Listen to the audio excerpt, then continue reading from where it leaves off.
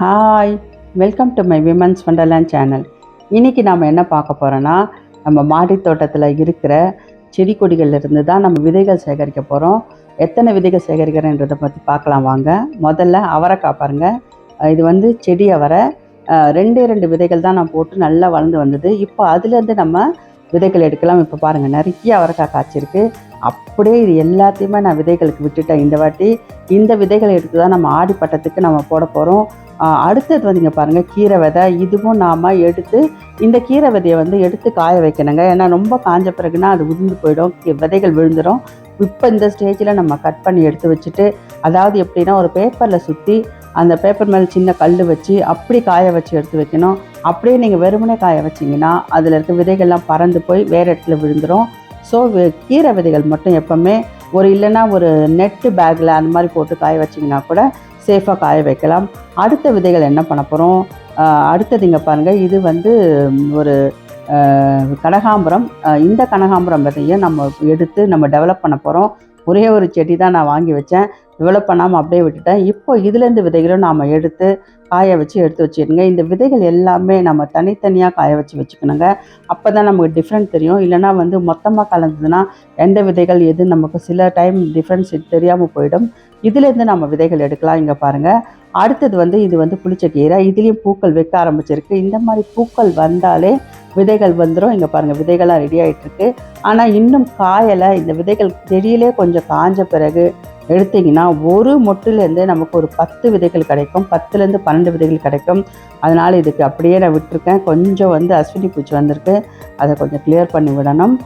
இந்த புளிச்சக்கீரையும் நாம் விதைகளுக்கு எடுக்கலாம். பச்சை மிளகா வந்திருக்கு, ஆனால் பச்சை மிளகாய்க்கு விதைகள் நான் இதுலேருந்து எடுத்தது இல்லைங்க. பச்சை மிளகாய்க்கு நம்ம வீட்டில் காஞ்ச மிளகாய் இருக்குல்ல, அதையே தான் நான் போட்டிருப்பேன். அடுத்தது இந்த பக்கம் ஒரு தக்காளி கத்திரிக்காய் இருந்தது, அதை மறந்து போய் வேறு பக்கம் போயிட்டேன்.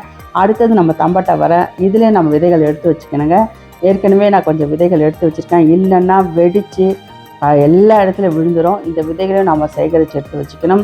நிறைய எக்கச்சக்கமான விதைகள் இருக்குது. இது டீ போடுறதுக்கும் நான் யூஸ் பண்ணலான்னு சொல்லிட்டு தான் எல்லா விதைகளும் எடுத்து வச்சுருக்கேங்க. பாருங்கள், செடியும் கொஞ்சம் லைட்டாக காஞ்ச மாதிரி இருக்குது. பயங்கரமாக வெயில் அடிக்குது. 2 வேளை தண்ணி விட்டுட்ருக்கேன். அதனால் கொஞ்சம் பரவாயில்ல. மேலே ஆனால் பூக்கள் மறுபடியும் பூக்குதுங்க. கீழே காஞ்சா கூட மேலே வந்து புது தளிர்கள் வந்து பூக்கள் பூக்க ஆரம்பிச்சிருக்கு. அடுத்தது நம்மளோட நீலி அபராஜிதா. இதிலும் விதைகள் இருக்குது. இது வந்து அடுக்கு சங்குப்பூங்க. இதிலும் இந்த விதைகள்லாம் இருக்குது பாருங்கள். இது நல்லா காஞ்சவொன்னே அதுலேருந்து எடுக்கலாம்னு சொல்லிட்டு வச்சுருக்கேன். எடுத்துகிட்டு நம்ம தனித்தனியாக காய வச்சு மறுபடியும் எடுத்து வச்சிங்கன்னா ஆடிப்பட்டத்துக்கு போடும்போது ஜோராக வரும். அதனால் வந்து நாம் இதுலேருந்தும் நீலி அபராஜிதாலும் கொஞ்சம் 4-5 விதைகள் இருக்குது பாருங்கள். ஒரு விதை இதுலேருந்து ஒரு 3 விதைகள் கிடைக்கும் கண்டிப்பாக. அடுத்தது நம்ம நிறைய டெவலப் பண்ணுறதுக்கு இந்த மாதிரி விதைகளை சேகரித்து எடுத்து வச்சுக்கணுங்க. அதில் செடியிலே காஞ்சாதான் ரொம்ப நல்லது. பச்சையாக எடுத்து வச்சு வெளியில் காய வச்சிங்கன்னா அது வந்து முத்தி இருக்காது. அதனால் செடியிலேயே விட்டுட்டு காய விட்டுருங்க. நீலி அபராஜிதாவும் நிறைய விதைகள் இருக்குங்க. இது வந்து நல்ல மெச்சூரான பிறகு தான் விதைகளே வருது. அடுத்தது வேறு என்ன விதைகள் இருக்குன்றது பார்க்கலாம் வாங்க. ஏன்னா எதெல்லாம் விதைகள் இருக்குது தெரியல. போய் பார்த்துட்டு நம்ம எல்லாத்தையுமே எடுத்து வச்சுக்கணுங்க. அடுத்தது வந்து இங்கே பாருங்கள், நம்மளோட காவேரி வாழை அழகாக இப்போ கொலை தள்ள போது சின்ன இலை வந்திருக்கு பாருங்கள். இந்த மாதிரி வந்தாலே காவேரி வாழை கொலை தள்ளும். ஒரு 2 மட்டும் நான் அலோவ் பண்ணியிருக்கேன். அடுத்தது இங்கே பாருங்கள், நம்மளோட இந்த பூ கோழிக்கொண்ட பூ. இது மாதிரி காஞ்சி தான் நான் முதல்ல விதைகள் போட்டேன். நிறைய செடி முளைச்சிருந்தது. இப்போ இதையே நம்ம எடுத்து வச்சுட்டு நல்லா காய வச்சு தனித்தனியாக காய வைக்கணுங்க. ஒரு கவர்க்குள்ளே போட்டோ இல்லை ஒரு நெட்டு பேக்குள்ளே போட்டு காய வச்சிங்கன்னா கீழே உதிராமல் எறும்புன்னு உள்ளே போகாமல் இருக்கும். அடுத்தது வெண்டைக்காவும் நான் வந்து அறுவடை பண்ணலை. இதுவும் சிவப்பு வெண்டைக்காவும் நான் வந்து விதைகளுக்காக தான் விட்டுருக்கேன். நல்லா முத்தின பிறகு என்ன பண்ணணும்னா நல்லா நூல் கட்டி எடுத்து வைக்கணுங்க. இல்லைன்னா அதுலேருந்து வெடித்து தானாக வெளியில் விழுந்துடும். அதனால் வெண்டைக்காய் எப்போவுமே நம்ம நூல் கட்டி வைக்கணுங்க. அது கட்டும்போது நான் காட்டுறேன். இப்போ இன்னும் காயலை, அதனால் அப்படியே விட்டுருக்கேன். மோஸ்ட்லி நான் இப்படி தான் விதைகள் சேகரிப்பேன் எப்போவுமே. இந்த மாதிரி விதைகள் சேகரித்து இப்போ எடுத்து வச்சுக்கிட்டிங்கன்னா ஆடிப்பட்டத்துக்கு போடும்போது சூப்பராக வரும். அடுத்தது நம்மளோட புது விதை என்னென்னா, நம்மளோட எடினியமில் இருந்தால் 2 விதைகள் பாருங்கள், நீட்டாக குச்சி மாதிரி வந்திருக்கு. இன்னும் இது காயாக தான் இருக்குது. இது இன்னும் காயலை, பச்சையாக தான் இருக்குது, காயலை. அதனால் காஞ்ச பிறகு இந்த விதைகளை எடுத்து நம்ம சேகரித்து வச்சிங்கன்னா ஒரு இதுலேருந்து ஒரு 45 செடிகள் கிட்ட வளர்க்க முடியுங்க. எடினியம் இந்த வாட்டி நான் ட்ரை பண்ண போகிறேன். இத்தனை வருஷம் நான் இதில் வந்து எதுவுமே எடுக்கலை. இப்போ தான் ஆனால் விதைகள் வந்திருக்கு. அதை மெச்சூர் ஆன பிறகு தான் அதில் விதைகள் வரும். எடினியம் அழகான ஒரு பிங்க் கலர், நிறைய டெவலப் பண்ணிங்கன்னா சூப்பராக இருக்கும். எடினியம் பற்றி நிறைய பேருக்கு தெரிஞ்சிருக்கும். அந்த பூக்கள் வாடவே வாடாது, அருமையான ஒரு பூவாக இருக்குங்க. அவ்வளோ சீக்கிரம் வாடவே வராது. ஒரு வாரம் வரையும் அந்த பூக்கள் அப்படியே சூப்பராக இருக்கும். அதில் இப்போ தான் விதைகள் வந்திருக்கு. இதையும் நம்ம கொஞ்சம் காஞ்ச பிறகு நூல் சுற்றி எடுத்து வச்சிட்டிங்கன்னா, காய வச்சு எடுத்து வச்சிட்டிங்கன்னா சூப்பராக விதைகள் போடலாம்.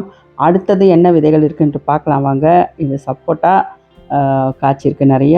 அடுத்த விதை வந்து இங்கே பாருங்கள், இதுவும் வெண்டைக்காய் தான். இதுவும் நான் விதைக்காக தான் விட்டுருக்கேங்க. ஒரு வெண்டைக்காய் விதையிலேருந்து ஒரு 10லேருந்து 15 வரை நம்ம செடிகள் வளர்க்க முடியும். அவ்வளோ விதைகள் இருக்கும் அதில். அடுத்தது நம்ம என்ன பண்ணலாம், அடுத்தது இங்கே பாருங்கள், நம்மளோட வாட்டர் ஆப்பிள் சூப்பராக பிஞ்சுகள் இப்போ தான் நிறைய பிஞ்சுகள் வந்திருக்கு பாருங்கள்.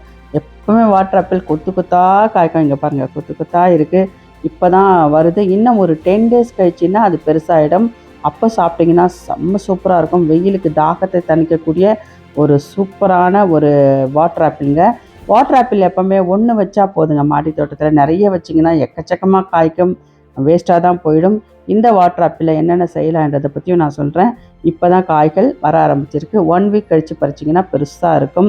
அடுத்தது என்ன விதைகள்னா, இங்கே பாருங்கள், நம்மளோட துளசி தான். துளசிலேருந்து இந்த மாதிரி விதைகளை எடுத்து வச்சுக்கிட்டிங்கன்னா, அதுவும் நம்ம ஒரு தொட்டியில் போட்டு விட்டிங்கன்னா சூப்பராக வளரும். துளசியிலும் விதைகள் நிறைய வந்திருக்கு பாருங்கள். இது வந்து விதைகள் வர சீசன். கரெக்டாக இந்த டைமில் நம்ம எடுத்து வச்சுட்டு, ஆனால் ஆடி மாதம் நீங்கள் போட்டிங்கன்னா தான் எந்த வித பாதிப்பும் இல்லாமல் 100% சக்ஸஸாக அந்த விதைகள் முளைச்சி வரும்.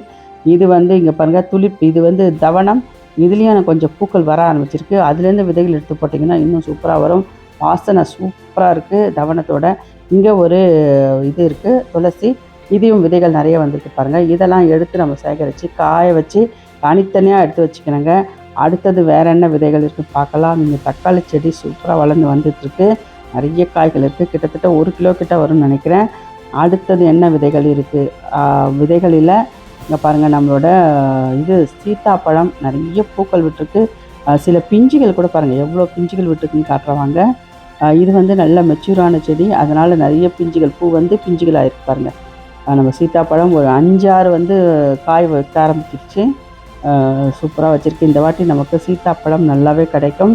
அதுக்கு மட்டும் நம்ம கொஞ்சம் ஊட்டச்சத்து கொடுத்துக்கிட்டே வந்திங்கன்னா சைஸ் பெருசாக வரத்துக்காக கொஞ்சம் லிக்விட் ஃபெர்டிலைசரும் கொடுக்கணும், கொஞ்சம் தொழு உரமும் கொடுக்கணுங்க. அப்பப்போ கொடுத்துட்டே வந்தால் அது வந்து சைஸ் நல்லா பெருசாகும். அடுத்தது இது நமக்கு நோனி சூப்பராக வளர்ந்து வந்துகிட்டே இருக்குது, எக்கச்சக்கமாக இருக்குது பாருங்கள். இது வந்து ரோஸ் பிளான்ட்டும் சூப்பராக வந்திருக்கு. இந்த வீடியோ உங்களுக்கு பிடிச்சிருந்தா லைக் பண்ணுங்கள், ஷேர் பண்ணுங்கள், சப்ஸ்கிரைப் கூட பண்ணுங்கள். மறக்காமல் பெல் ஐக்கானை கிளிக் பண்ணுங்கள். இது வந்து நம்மளோட இதுங்க ஸ்வீட் லைம் சொல்லிவிட்டு அப்படியே சாப்பிட்லாம். அது இன்னும் அப்படியே வாங்கிட்டு வச்சது அப்படியே இருக்குங்க. நான் இன்னும் தொட்டியில் வைக்கல, இனிமேல் தான் அதை வைக்க போகிறேன். நம்மளோட நோனி எக்கச்சக்கமாக காய்ச்சிருக்கு. ஒரு 20-25 பழங்கிட்ட இருக்குது. இதை பறித்து நம்ம என்ன செய்யலான்றதை பார்க்கலாம். நோனி ரெசிபி என்கிட்ட இல்லவே இல்லைங்க. அது ஸ்மெல்லுன்றதால நிறைய பேர் அது ஸ்மெல்லு தாங்க முடியாத ஸ்மெல் இருக்குன்னு சொல்கிறாங்க. ஓகே, பாய்.